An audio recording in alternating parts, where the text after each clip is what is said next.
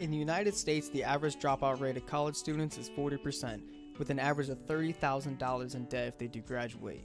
That is most likely why 33% of graduating high school seniors do not even attempt to go to college. If I could make a suggestion, I would recommend you take a closer look at the trades industry. The skills you would learn as a tradesman are electrical, plumbing, refrigeration, and HVAC. These skills are those that you will be able to use the rest of your life and without all that debt. Why not learn all the trades in one place servicing commercial food equipment?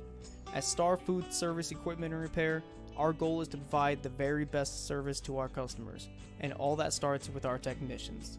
We train all of our technicians with both factory training as well as on-the-job training. We provide a company vehicle and uniforms.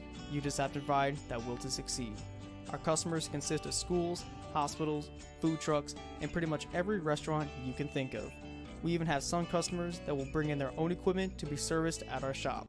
There are many types of equipment that we repair, like ovens, steamers, dishwashers, fryers, and all types of coolers and freezers, just name a few. If you're interested in learning more or would like to apply, please check us out at starfoodequipment.com or at Star Food Equipment Repair on Facebook.